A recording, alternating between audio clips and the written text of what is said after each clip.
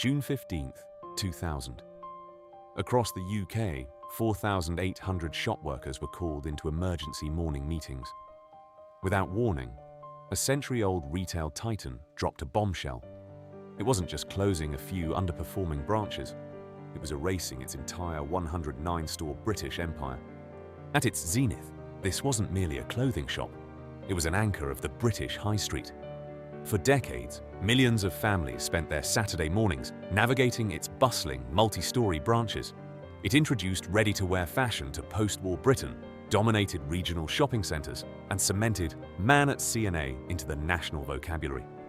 But the glory faded. The vibrant rainbow logos were pulled down, replaced by brutal, closing down banners. Queues at the tills vanished, leaving behind empty, cavernous shop floors. The once beloved institution didn't go bankrupt, it simply packed up and abandoned the country entirely. How does a giant that survived 2 world wars and defined British family shopping completely surrender one of Europe's most lucrative retail markets? It wasn't destroyed by the internet, it was strangled by a lethal cocktail of supermarket fashion, aggressive discount chains, and a fatal loss of its own identity. One boardroom vote on the continent sealed the fate of the British high street. From its glorious rise to its sudden vanishing act, the collapse of C&A in the UK reveals what happens when a retail titan forgets who it is and leaves a void that would crown a new high street king. The story of one of Britain's most iconic high street institutions does not begin in London, nor does it start in a bustling Yorkshire mill town. It begins across the water, on the continent, in the mid-19th century. In 1841, 2 brothers, Clemens and August Brenninkmeijer, founded a textile trading company in the small Dutch town of Sneek. Descending from a secretive, tightly knit German family of traveling linen peddlers, the brothers carried a vision that would eventually revolutionize the European retail landscape. The initials of their first names formed a moniker that would, decades later, become permanently etched into the fabric of British society: C&A. By the early 20th century, the Brenninkmeijer family had established a formidable and highly profitable presence across the Netherlands and Germany. But the British high street was a completely different beast. It was a lucrative, highly populated market, yet steeped in tradition.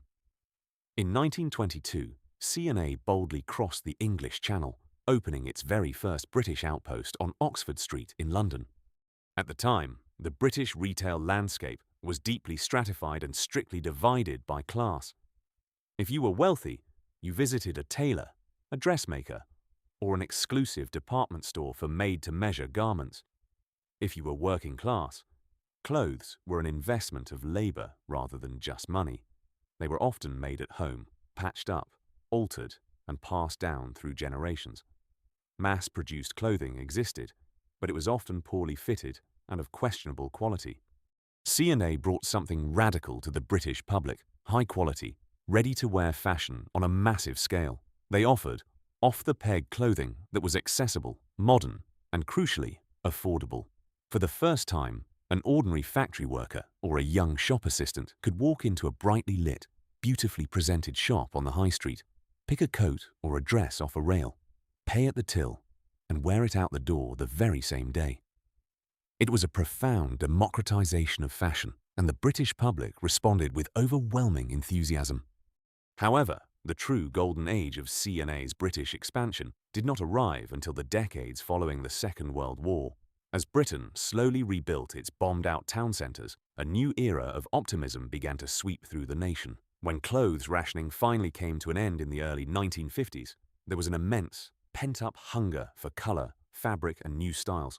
The working and middle classes suddenly found themselves with disposable income, and C&A was perfectly positioned to capture this newfound spending power. The company began a relentless, aggressive expansion. They did not simply stick to the capital, they targeted regional town centres and emerging shopping centres across the entire United Kingdom. From Manchester to Birmingham, Glasgow to Cardiff, the distinctive, vibrant C&A logo became a beacon of modernity. They built vast, multi-story retail fortresses. These were not cramped local drapers. They were vast, modern shops with wide aisles, gleaming escalators, and distinctly organized departments for men, women, and children. Buying an outfit from C&A felt like an event. It was a clear step up from the local market stall, yet infinitely more approachable and far less intimidating than the luxury department stores of the era. The brand quickly embedded itself into the cultural rhythm of the country. Mothers knew they could clothe their entire family under one roof, from winter coats to school trousers, without breaking the bank. The continental invaders had achieved the impossible. They had become a completely trusted, fundamentally British institution. By offering reliability and volume, C&A set the blueprint for the modern British high street.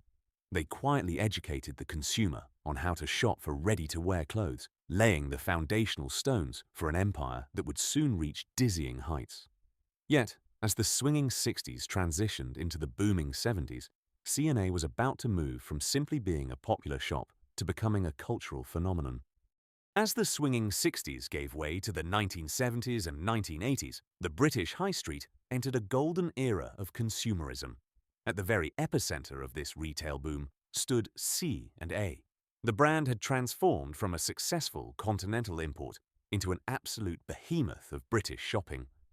For a vast swathe of the population, a Saturday trip to the town centre or the newly built indoor shopping centres was simply incomplete without a visit to the colossal, multi-level C&A. During this peak period, C&A was not merely participating in the retail market, it was defining it. The company operated 109 massive stores across the United Kingdom, often acting as the prestigious anchor tenant for new brutalist shopping precincts and bustling high streets. These branches were retail temples, easily identifiable by their bold, geometric architecture, heavy glass doors, and the unmissable rainbow-striped logo that glowed above the entrance. Inside, they were a sensory experience. The hum of escalators, the distinct scent of new textiles, the endless, meticulously organized racks of garments, and the constant chatter of families navigating the cavernous shop floors. C&A achieved something incredibly difficult. It became the default wardrobe provider for the entire British family. It was a comfortable, reliable middle ground. It was more aspirational than a market stall, yet lacked the intimidating, hushed reverence of a traditional luxury department store. Mothers could buy sturdy school uniforms for the children, a sensible winter coat for themselves, and a reliable suit for their husbands, all in one single, highly efficient trip. This universal appeal birthed one of the most iconic cultural touchstones of late 20th century Britain, the man at C&A. Originally intended as a simple in-house brand to denote their menswear tailoring department, the label transcended the shop floor to become part of the national vocabulary. In the 1970s and early 1980s, being a man at C&A meant something specific. It was shorthand for a respectable, sensibly dressed, working to middle-class British bloke. It was the uniform of the bank manager, the sales representative, and the dad going out for a Sunday roast. The cultural footprint of man at C&A was so profound that it seeped into pop culture. The iconic ska band The Specials even released a track titled Man at C&A on their 1980 album More Specials, immortalizing the brand in British music history. While the song carried a darker, satirical undertone about nuclear anxiety, the very fact that the band used the brand as a metaphor for the everyman proved just how deeply C&A was woven into the fabric of British society. But C&A was not just catering to the sensible and the middle-aged. They cleverly segmented their sprawling shop floors to capture every demographic. For the youth of Britain, there was Clockhouse. Long before the era of fast fashion, the Clockhouse section was a teenager's first taste of independence. It was a brightly lit sanctuary of denim, slogan t-shirts, and trendy jackets, often playing the latest chart music to separate it from the mumsy atmosphere of the floors below. Then there was Rodeo, C&A's legendary line of ski and winter wear.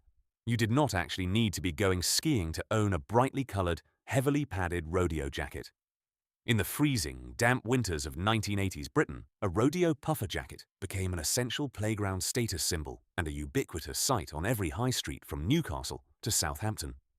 By the late 1980s, C&A was at the absolute zenith of its power. It was hauling in massive revenues and employing thousands of dedicated staff who prided themselves on the company's generous benefits and familial working culture. The Brenninkmeier family's secretive empire seemed completely unshakable in the UK. They had successfully navigated the post-war boom, the cultural shifts of the 60s, and the consumer capitalism of the 80s. They were the undisputed kings of affordable fashion. However, absolute dominance often breeds a quiet complacency. Deep within the vast, carpeted aisles of their nationwide estate, the seeds of their downfall were beginning to take root. C&A had built an empire on being exactly in the middle, reliable, safe, and reasonably priced. But as the 1990s loomed, the British retail landscape was about to fracture, and the safe middle ground was about to become the most dangerous place on the high street. As the 1980s drew to a close and Britain marched into the 1990s, C&A appeared seemingly invincible. Their massive, multi-story branches dominated the high street, and their supply chain hummed with decades of refined efficiency. The Brenninkmeier empire was comfortable, quietly confident in its status as the nation's go-to destination for family clothing. But while C&A was fiercely guarding its territory in the town centres, a quiet revolution was brewing on the outskirts of towns, in the vast, sprawling car parks of the great British supermarkets. For generations, buying clothes and buying groceries were entirely separate physical activities. Food was bought at the supermarket. Clothes were bought on the high street. But the 1990s saw the aggressive rise of the out-of-town hypermarket. Retailers like Asda, Tesco, and Sainsbury's were building colossal stores with massive floor spaces, and they were desperately looking for ways to fill them with higher margin goods. The turning point arrived in 1990, driven by a man named George Davies. Davies, a retail visionary who had already revolutionized the high street with Next in the 1980s, was brought in by Asda to create a dedicated clothing line. The result was George at Asda. It was a concept that fundamentally shattered the unwritten rules of British retail. Davies understood that mothers were the primary buyers of children's clothing and basic family garments. By placing high-quality, incredibly cheap clothing right next to the bakery and the fresh produce aisles, Asda removed the need for a separate, dedicated shopping trip to the high street. Suddenly, British shoppers experienced a profound psychological shift. It became entirely normal to drop a multi-pack of school shirts, a pair of children's trousers, or a sensible winter jumper directly into the shopping trolley, alongside the weekly milk, bread, and baked beans. The garments were well made, fashionable enough for everyday wear, and crucially, they were shockingly inexpensive. Asda leveraged its massive supply chain and out-of-town footprint to drive prices down to levels that traditional high-street clothing shops simply could not match. The success of George at Asda was explosive. Within a few short years, it became one of the most profitable clothing brands in the United Kingdom. Naturally, the other supermarket giants refused to be left behind. Tesco soon launched its own aggressive clothing lines, eventually establishing the F&F brand, while Sainsbury's followed suit. The great supermarket clothing war had begun, and the primary casualty caught in the crossfire was C&A. For decades, C&A's bread and butter had been the reliable, basic family wardrobe. They relied heavily on the volume sales of children's wear, school uniforms, underwear, and sensible everyday coats. But overnight, the supermarkets had stolen their most loyal demographic, the busy British mother. Why would a parent wrestle the children onto a bus, travel into a congested town centre, pay for the car park, and navigate 3 floors of a C&A when she could simply pick up everything the family needed during her weekly Friday evening grocery shop? The convenience factor was an absolute triumph for the supermarkets and a silent killer for C&A. More devastating than the convenience, however, was the price. The supermarkets operated on a fundamentally different financial model. They treated clothing as a high-margin add-on to their food business. They operated out of massive, out-of-town sheds with comparatively low overheads and plenty of free parking. C&A, by contrast, was trapped in enormous, multi-level architectural monoliths right in the very centre of the most expensive high streets and shopping centres in the country. They were burdened by crippling business rates, expensive leases, and the massive staffing costs required to run a traditional department-style shop. When C&A executives looked at the changing landscape, the reality was terrifying. They had spent a century building a reputation as the cheapest, most reliable place for a working-class or middle-class family to clothe themselves. Now they were no longer the cheapest. They could not slash their prices to match Asda or Tesco without bleeding money. Their core proposition, value for money, had been entirely redefined by the supermarkets. As footfalls slowly began to drop, the tension inside C&A's UK headquarters grew. They were losing the battle at the bottom of the market to the supermarkets. But as they would soon discover, a far more humiliating defeat was waiting for them at the top, as the very culture of British fashion began to leave them completely behind. While the supermarkets were quietly eroding C&A's dominance at the budget end of the market, an entirely different kind of warfare was breaking out on the high street itself. The 1990s witnessed a profound shift in British consumer culture. Buying clothes was no longer a utilitarian chore of simply replacing worn-out garments. It had become an expression of personal identity. The British public, armed with more disposable income and heavily influenced by a booming magazine culture and MTV, suddenly cared deeply about style. The high street responded with a wave of glossy, fashion-forward retailers. Shops like Topshop, Oasis, Next, and River Island completely redefined what a town centre clothing shop should look and feel like. They offered targeted, rapidly changing collections that mirrored the catwalks. Their store environments were meticulously curated. Moody lighting, pumping chart music, striking window displays, and sleek wooden floors. They sold an aspirational lifestyle. By devastating contrast, walking into a C&A in the mid-1990s felt like stepping through a portal into a bygone era. The sprawling, multi-story branches that had once symbolized modern retail now felt uncomfortably vast and aggressively institutional. The lighting was often an unforgiving, sterile, fluorescent glare. The shop floors were heavily carpeted and densely packed with endless, uninspiring rows of sensible knitwear, beige slacks, and practical raincoats. C&A had become completely synonymous with the word mumsy. It was universally acknowledged as the place your mother dragged you to on a wet Saturday afternoon, rather than a destination you chose to visit with your friends. The very reliability and safe uniformity that had built the Brenningmeier empire in the 1970s and 1980s had curdled into its greatest liability. In the fiercely tribal, style-obsessed Britain of the 1990s, C&A was the ultimate high street sin. It was boring. Nowhere was this brutal shift in public perception more evident than in the tragic fate of Man at C&A. What was once a proud, culturally resonant label denoting a respectable, smartly dressed British gentleman had slowly mutated into a devastating national punchline. By the late 1990s, Man at C&A was widely used by comedians, tabloid journalists, and television presenters as a cruel shorthand for someone entirely devoid of style or charisma. If a politician wore an ill-fitting grey suit, or a minor celebrity stepped out in a profoundly dull outfit, they were mockingly dubbed a man at C&A. It was the sartorial equivalent of beige wallpaper. For a fashion retailer, this level of cultural mockery was toxic. The brand had not just lost its edge, it had become the very definition of uncool. Behind the scenes, the management was acutely aware of this creeping irrelevance, and a profound identity crisis took hold. Panic set in. The company desperately tried to shed its aging, dowdy image.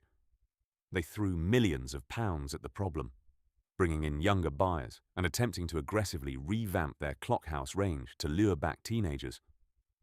They launched flashy, expensive marketing campaigns, attempting to project a youthful, edgy vibe that stood entirely at odds with their actual store environments. But the British public is notoriously cynical, and teenagers are uniquely sensitive to inauthenticity. You could put a trendy jacket on a mannequin, but if the customer had to walk past endless aisles of thermal underwear and sensible skirts to get to it, the illusion was instantly shattered. The stigma of the C&A carrier bag became a genuine phenomenon on the high street. Image-conscious young people simply refused to be seen walking out of the shop holding one, sometimes going so far as to hide their Clockhouse purchases inside bags from trendier shops. C&A was trapped in a cultural no man's land. They had alienated their older, core demographic by trying to chase the youth market, but they were entirely rejected by the youth market because of their deeply ingrained reputation.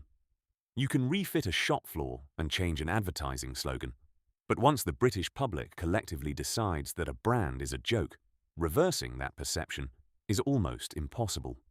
Hemmed in by stylish boutiques above them and aggressively undercut by supermarkets below, C&A was losing its grip. But the final nail in their business model would come from a new breed of retailer entirely, one that would take C&A's original promise of mass-market affordability and turn it into a ruthless, high-speed weapon.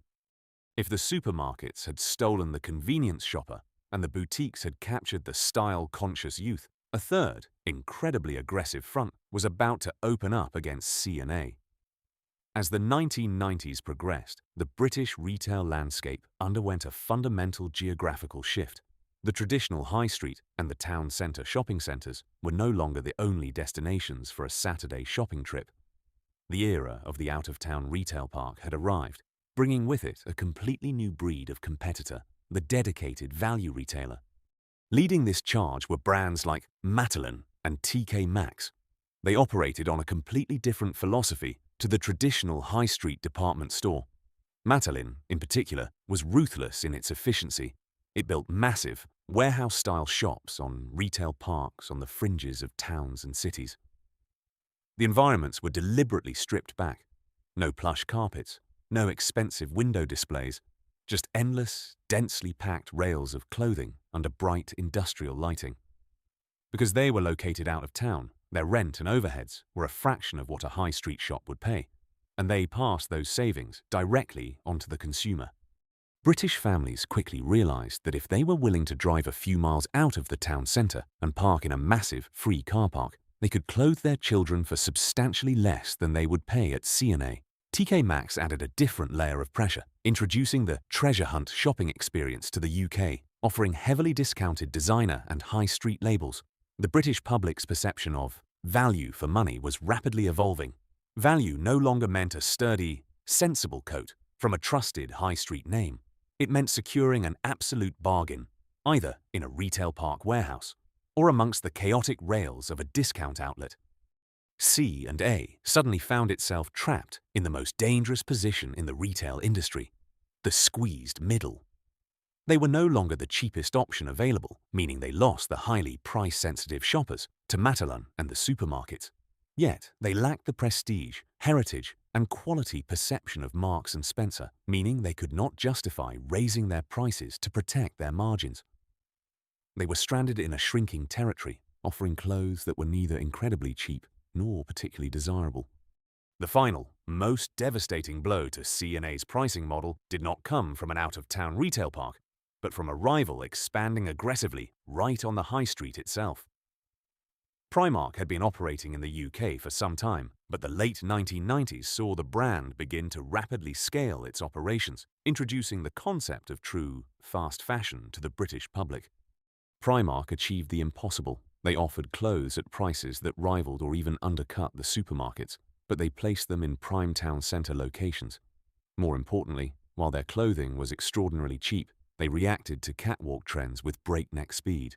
A teenager could walk into Primark and buy a disposable, trendy outfit for Friday night for the price of a few rounds of drinks. By comparison, C&A's supply chain, heavily reliant on long lead times and safe, bulk orders of basic garments, felt agonizingly slow and hopelessly out of touch. As customers flocked to these nimble, aggressive rivals, the true horror of C&A's business model was exposed. Their greatest historical asset, their colossal real estate portfolio, mutated into a crushing financial burden. C&A did not operate small, flexible shop units. They were burdened with vast, multi-story architectural monoliths occupying prime, incredibly expensive plots in the nation's biggest cities and premier shopping centres. Running a 3- or 4-story department store is a phenomenally expensive undertaking. It requires a small army of staff to man the tills, guard the fitting rooms, and manage the stock. The heating and lighting bills for such cavernous spaces were astronomical. But the most punishing cost were the business rates and the commercial leases. These premium locations demanded massive, continuous footfall just to break even.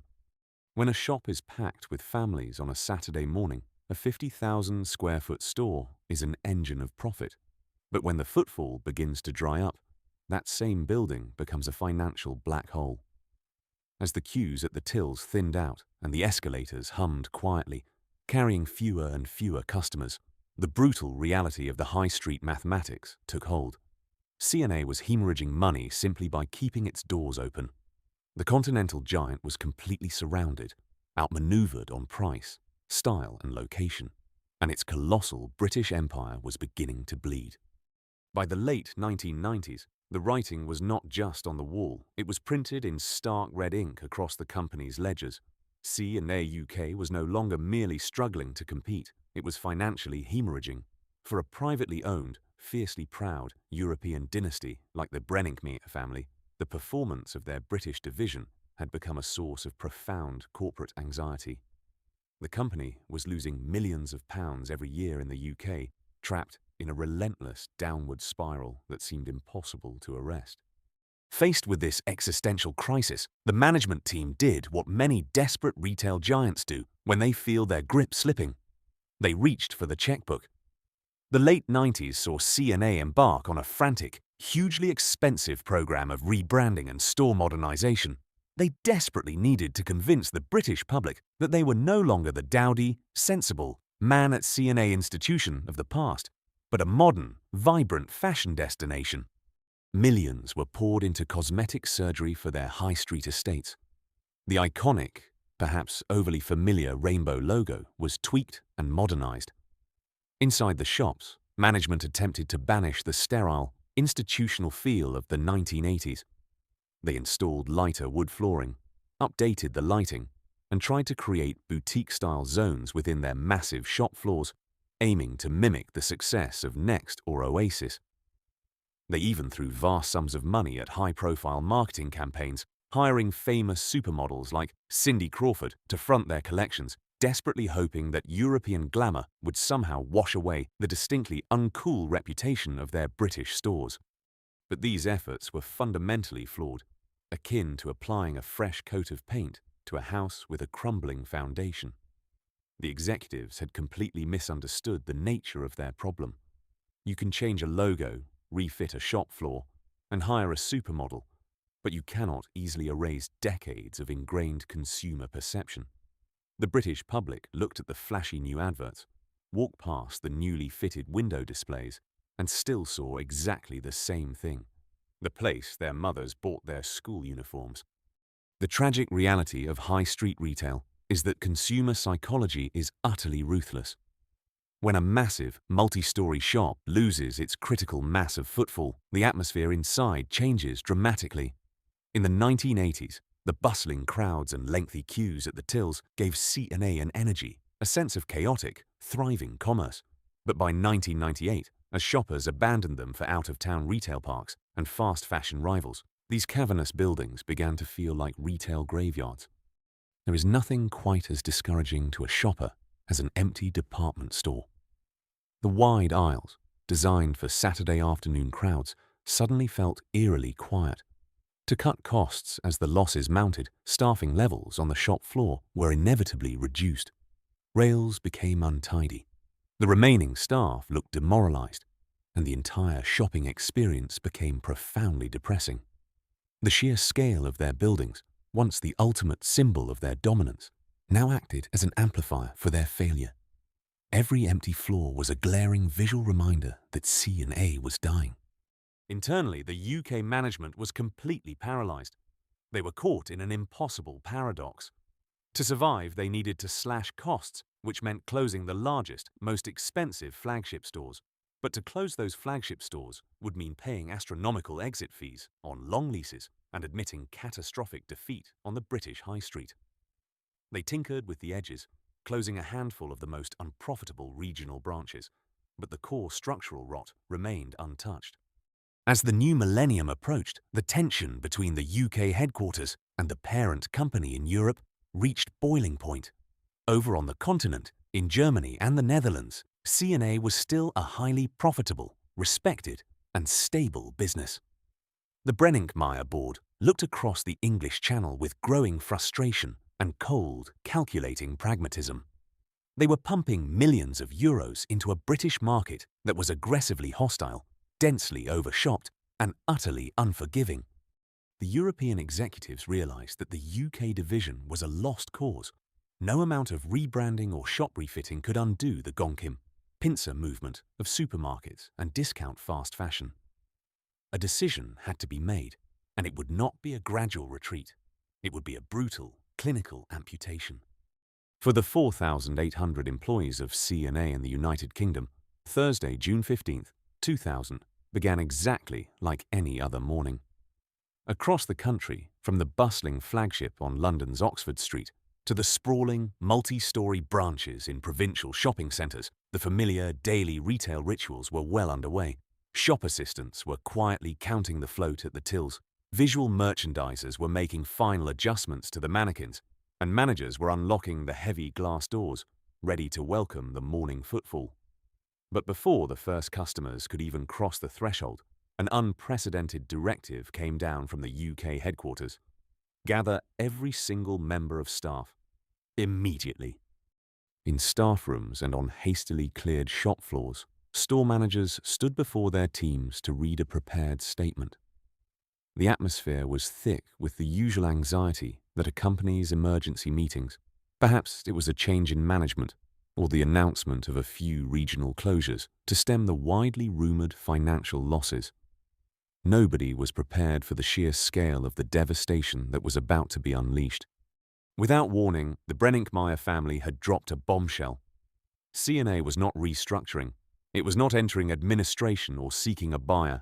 It was executing a complete and total withdrawal from the United Kingdom and Ireland. Every single one of the 109 stores would be permanently shut down.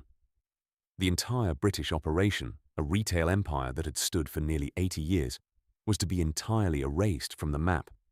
The reaction on the shop floors was one of profound shock, quickly followed by tears. C&A was renowned for its almost paternalistic approach to employment. It was a company where people did not just take a temporary job, but built lifelong careers. There were generations of families working in the same branches. Some staff members had joined straight from school in the 1970s and had never worked anywhere else.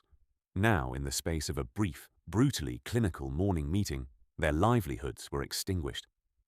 They were told to dry their eyes, return to their stations, and open the doors to the public as if nothing had happened. What made the announcement so profoundly jarring was its cold, unsentimental efficiency. This was not a distressed company fighting for its life, begging banks for a lifeline while administrators desperately tried to salvage the brand. It was a calculated, strategic execution ordered from a boardroom in Europe. The parent company had looked at the balance sheets, accepted that the British high street had become a toxic, unwinnable war zone, and simply decided to stop the bleeding. They had the financial power to comfortably pay off their leases, settle their debts, and fund the redundancy packages. They were not being forced out of Britain. They were choosing to leave. When the news broke to the wider public later that afternoon, sending ripples across evening news bulletins and national newspaper front pages, the national reaction was one of complete bewilderment. The British public had become accustomed to the slow, agonizing decline of familiar retailers, watching them quietly shrink before eventually collapsing into insolvency. But a sudden, solvent wind-down of this magnitude was practically unheard of. Financial analysts and retail experts quickly began to dissect the decision. The raw numbers were grim. C&A's UK division had reportedly lost around £250 million over the preceding 5 years. Despite the aggressive rebranding programs and the millions spent on refitting stores, their market share had continued to plummet. The Continental Board had realized a fundamental truth about the British market that many domestic retailers were still stubbornly ignoring. The UK high street was uniquely, ruthlessly competitive. The relentless pressure from supermarket fashion below and fast fashion above had created an environment where a squeezed, middle-market brand simply could not survive without burning through endless reserves of cash. For the British retail sector, the June 2000 announcement acted as a terrifying wake-up call. C&A was an anchor tenant in almost every major shopping precinct in the country. They occupied some of the largest, most prominent retail footprints available. If an institution of this size, backed by one of the wealthiest retail dynasties in Europe, could simply throw in the towel, who on the high street was actually safe? The psychological shift was immediate. The announcement fundamentally altered how the British public viewed their town centres. The massive C&A buildings, once symbols of enduring retail permanence, were suddenly cast in a tragic light. They were dead shops walking. Over the coming months, the vibrant rainbow logos would remain illuminated above the doors, but the atmosphere inside would completely change. The parent company confirmed that the closure program would be phased, taking several months to completely wind down operations, clear the colossal inventory, and hand back the keys to the landlords. The employees, still reeling from the shock of their impending redundancies, were now tasked with the grim duty of dismantling the very empire they had spent decades building. The grand, sprawling department stores were about to be transformed into bargain bins as the great British High Street prepared to witness one of the largest and most sombre closing down sales in its history. In the months that followed the June 2000 announcement, the physical transformation of the British High Street was both spectacular and deeply miserable. Across the country, the familiar, brightly lit windows of C&A were abruptly covered by aggressive, garish yellow and red posters declaring a massive, closing down sale. The proud continental institution was unceremoniously stripped of its dignity, instantly converted into a nationwide jumble sale. The public reaction was a masterclass in the bitter irony of retail. For the past 5 years, the British consumer had largely ignored C&A, walking past its doors in favour of Matalan, Primark, or the supermarket aisles. But the moment the liquidation signs went up, and the prices were slashed by 50, then 70, and eventually 90%, the crowds suddenly returned. The vast shop floors, which had been painfully quiet for years, were suddenly besieged by bargain hunters. Queues at the tills stretched endlessly around the remaining clothing rails, snaking through the aisles as people clamoured to buy the very stock they had previously turned their noses up at. For the shop assistants, this sudden influx of footfall was a psychological torment. The staff, already nursing the grief of their impending redundancies, found themselves working harder than they had in years, purely to dismantle their own livelihoods. They were forced to endure the indignity of customers excitedly asking for deeper discounts, or complaining about the mess on the shop floor, entirely oblivious to the human cost unfolding behind the till. The very people processing these final transactions were facing a bleak winter of unemployment. As the weeks dragged on towards the end of 2000, the cavernous multi-story shops began to physically cannibalize themselves. As the stock dwindled, entire floors were sealed off. The escalators that had carried generations of families were quietly switched off and cordoned with physical barriers. Shoppers were corralled into smaller and smaller areas on the ground floor, picking through the remnants of a shattered empire. Odd-sized shoes, scattered winter coats, and solitary clockhouse t-shirts dangling from half-empty rails. Eventually, there were not enough clothes left to sell, and the liquidation entered its final, most brutal phase. Everything was put up for sale. The heavy-duty clothing rails, the shop fittings, the mirrors, and even the mannequins that had once proudly displayed the Man at C&A collections were tagged with clearance stickers. Shoppers could walk out not just with a heavily discounted coat, but with the very hanger it was displayed on, bought for a few pence. The physical infrastructure of the empire was being stripped to the bone. By the early weeks of 2001, the closure program reached its conclusion. The final days in each branch were profoundly sombre affairs. In towns and cities across the UK, small groups of tearful staff gathered on the stripped-out shop floors for one last time. There were no grand farewells from the public, just the hollow echo of footsteps in empty, painfully bright rooms. They packed away the final till floats, handed in their name badges, and walked out. The heavy glass doors were locked, the metal shutters were aggressively pulled down, and the lights were turned off. The speed and scale of the departure left a gaping, physical void on the high street. C&A branches were not small, easily replaceable boutique units. They were colossal architectural anchors, often spanning tens of thousands of square feet. When they locked their doors, they left behind massive, dark holes in the very centre of Britain's premier shopping centres and high streets. The silence that fell over these empty buildings was deafening. For decades, they had been a focal point of weekend civic life. Now they were dark, lifeless monuments to a retail failure. But in the ruthless, unsentimental world of commercial property, a prime high street location never stays empty for long.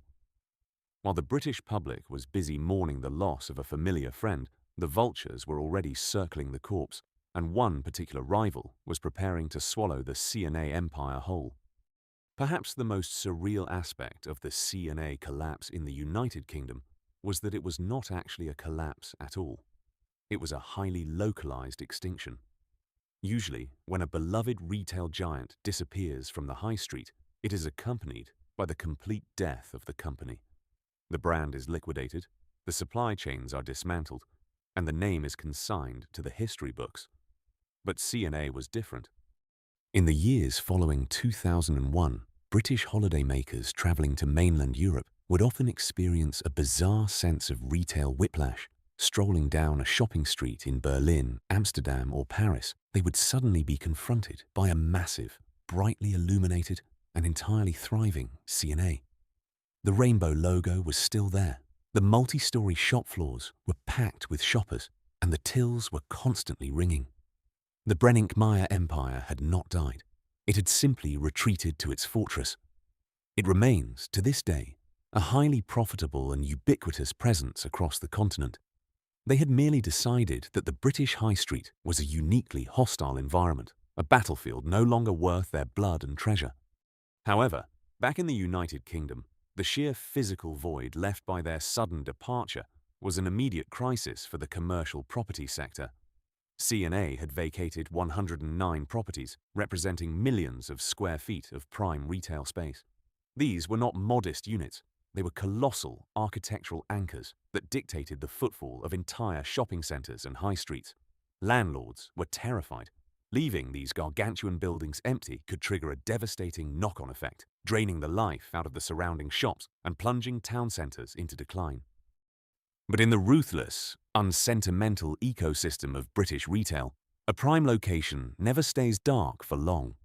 While the public mourned the loss of a century-old institution, the vultures were already circling. The high street is a zero-sum game, and the spectacular death of one giant instantly provided the perfect feeding ground for another. Enter Primark. At the turn of the millennium, Primark, owned by Associated British Foods, ABF, was a rapidly growing value retailer, but it still lacked the nationwide, heavyweight footprint required to truly dominate the country. The sudden availability of the C&A property portfolio was a once-in-a-generation opportunity. In a swift and aggressive corporate strike, Primark snapped up a significant package of the largest, most prestigious former C&A stores. Other major retailers, including BHS and Next, also carved up the remains, taking over various regional branches. The irony was almost impossibly cruel. C&A had been driven out of the United Kingdom largely because it could not compete with the aggressive pricing and rapid turnover of the emerging fast fashion sector. Now, the very architects of its demise were moving directly into its physical corpse. When the former C&A buildings eventually reopened their doors under the Primark banner, the transformation was complete. The sensible, carpeted aisles of the man at C&A era were ripped out, replaced by the chaotic, high-volume, hyper-cheap energy of modern fast fashion. The transition was entirely seamless. The British public, who had abandoned C&A for being too boring and too expensive, flooded back into the exact same buildings to buy disposable weekend outfits and heavily discounted basic clothing. By vacating the high street, C&A had not just admitted defeat, they had inadvertently crowned their successor. They handed Primark the exact physical infrastructure it needed to conquer the nation. The old king had fled the country, and the new king had simply moved into his castles. More than 2 decades have passed since the final C&A branch locked its heavy glass doors in the United Kingdom. In the brutal, fast-moving world of retail, 20 years is an eternity. Brands are born, scaled, and destroyed in a fraction of that time. Yet the memory of the continent's most famous export stubbornly refuses to fade from the British consciousness. To this day, the mention of the brightly coloured rainbow logo or a passing joke about the man at C&A evokes a powerful wave of nostalgia among generations of shoppers. The business lessons left in the wake of their sudden departure remain profoundly relevant. C&A stands as the ultimate monument to the lethal danger of the squeezed middle. Their collapse proved that colossal scale and nearly a century of heritage offer absolutely no protection against a shifting market. They falsely believed that being a reliable, comfortable institution was enough to guarantee survival. But on the British high street, neutrality is a death sentence. By failing to aggressively dominate on price and failing to inspire on style, they rendered their massive property empire utterly redundant. However, the public's enduring fondness for C&A is rarely about the garments themselves. Very few people genuinely mourn the loss of sensible beige slacks or unremarkable winter coats. What the British public is actually mourning is the specific era of retail that C&A represented. It was a simpler, distinctly pre-digital age of consumerism, long before the algorithmic churn of internet shopping and the disposable culture of ultra-fast fashion. It was a time when a Saturday trip to the town centre or the local shopping centre was a unified family event. Buying a winter coat or a school uniform was a physical, shared experience, complete with crowded escalators, the gentle hum of the shop floor, and the physical weight of carrier bags. C&A was the dependable backdrop to these ordinary, everyday family rituals. It was the place where teenagers bought their first clockhouse denim jacket, and where fathers were grudgingly dragged to be fitted for a suit. Today, the British High Street is a fractured, highly volatile landscape. The comfortable middle ground that C&A once occupied has been entirely hollowed out, replaced by the relentless speed of discount chains on one side and the sterile convenience of e-commerce on the other. The great multi-story retail fortresses of the past are increasingly being carved up, converted into flats, or simply left vacant. The Brenningmeier family empire continues to thrive across the continent, adapting and surviving in markets that were far kinder to their business model. But in the United Kingdom, C&A has transitioned from a physical institution into a cultural time capsule. When they pulled down the shutters in 2001, they did not just close a clothing shop, they marked the end of a golden age of British family shopping, an era that, much like the empire itself, has vanished from the high street forever. The story of C&A in the United Kingdom is a stark reminder that no retail empire collapses because of a single misstep. It is a slow, quiet unraveling. A business survives on its relentless ability to adapt, but it begins to die the moment its leaders believe that yesterday's success will act as a permanent shield against tomorrow's competitors. C&A possessed the scale, the century-old heritage, and the prime real estate, yet they were ultimately dismantled by supermarkets selling clothing next to the bakery aisles and discount warehouses rapidly expanding on the edges of towns. But when we look back at the disappearance of those vibrant rainbow logos from our shopping centres and high streets, the sense of loss we feel is rarely about a European corporation's balance sheet. Retail is not simply a cold transaction of goods for money. It is the physical architecture of our everyday lives.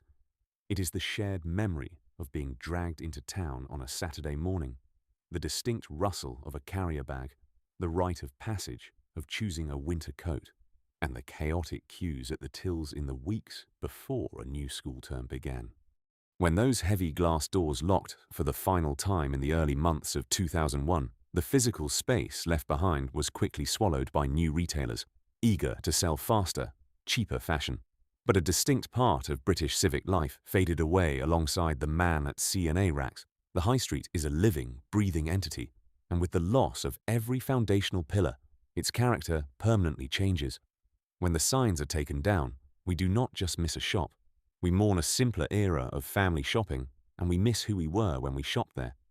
If you remember navigating the sprawling floors of your local C&A, buying your first outfit from the clockhouse section, or facing the British winter in a brightly coloured rodeo jacket, please share your memories in the comments below. Don't forget to subscribe to the channel for more documentaries uncovering the forgotten history, the triumphs, and the tragedies of Britain's high streets.